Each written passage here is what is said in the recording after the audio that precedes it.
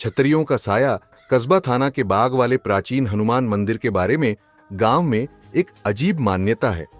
लोग कहते हैं कि यह मंदिर जितना पवित्र है, उसके पास का इलाका उतना ही रहस्यमय है। मंदिर के उलटे हाथ की तरफ करीब 50 मीटर दूरी पर 15वीं शताब्दी की 2 प्राचीन छतरियां खड़ी हैं। पत्थरों से बनी ये छतरियां दिन में तो साधारण पुरानी इमारत जैसी लगती हैं, लेकिन रात होते ही उनका रूप बदल जाता है। कहते हैं कि कई साल पहले एक भयानक तूफान में अचानक आकाशीय बिजली इन छतरियों पर गिरी थी। उस बिजली ने एक छतरी की छत को चीर दिया था।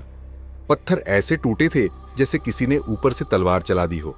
दूसरी छतरी आज भी बिल्कुल सुरक्षित खड़ी है, जैसे किसी अदृश्य शक्ति ने उसे बचा लिया हो। मंदिर के बारे में एक और बात मशहूर है। यहाँ का पुजारी कभी साधारण आदमी नहीं होता। गांव वाले कहते हैं कि जो भी यहाँ सेवा करता है उसे पहले कई अजीब अनुभव होते हैं, जैसे कोई अदृश्य शक्ति उसकी परीक्षा ले रही हो। इन छतरियों से थोड़ा आगे एक पुराना कुआं भी है। उसी कुएं से आज भी गांव के लोग पानी पीते हैं, लेकिन इस कुएं के साथ एक डरावनी कहानी जुड़ी हुई है। कई साल पहले यहाँ एक रहस्यमयी मौत हुई थी। कहते हैं कि रात के सन्नाटे में कभी कभी उस कुएं से पानी में कुछ गिरने की आवाज आती है, जबकि वहां कोई होता ही नहीं। मंदिर के पीछे की तरफ एक मिट्टी की खदान भी है। गांव वाले सालों से वहां से मिट्टी निकालते आए हैं, लेकिन कुछ वर्षों पहले वहीं एक महिला मिट्टी खोदते समय अचानक ढाती मिट्टी के नीचे दब गई थी और उसकी वहीं मौत हो गई थी। उस दिन के बाद से लोग कहते हैं कि उस जगह की मिट्टी कभी कभी अपने आप खिसकने लगती है। गांव के बुजुर्ग हमेशा चेतावनी देते हैं, सूरज ढलने के बाद छतरियों, कुएं और खदान के पास मत जाना। लेकिन एक बार गांव के 4 लड़कों ने इन बातों को अंधविश्वास समझकर सच जानने की ठानी। वह अमावस्या की रात थी। चारों दोस्त हनुमान मंदिर के पास पहुंचे। मंदिर में उस समय सिर्फ एक दीपक जल रहा था।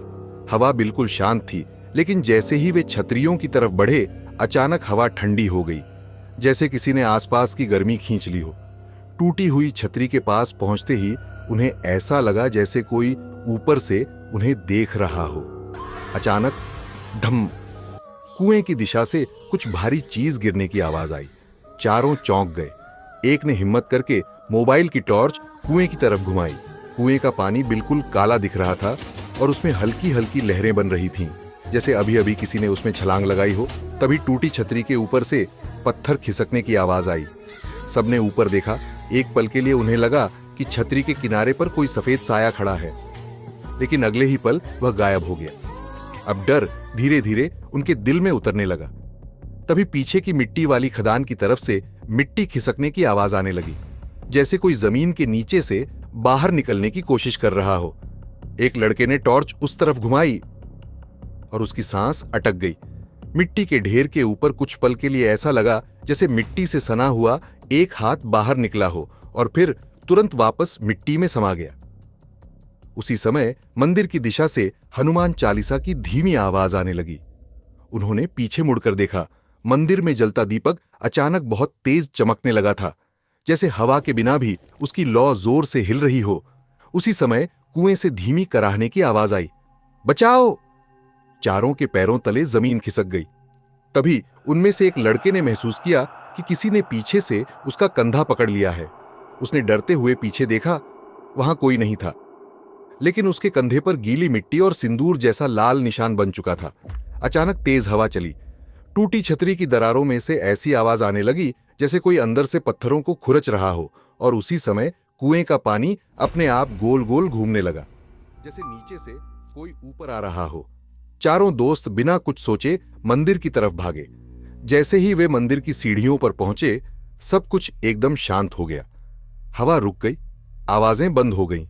अगली सुबह जब उन्होंने गांव वालों को यह बात बताई तो एक बूढ़े पुजारी ने धीरे से कहा, तुम लोग बच गए, क्योंकि हनुमान जी की सीमा के अंदर आ गए थे।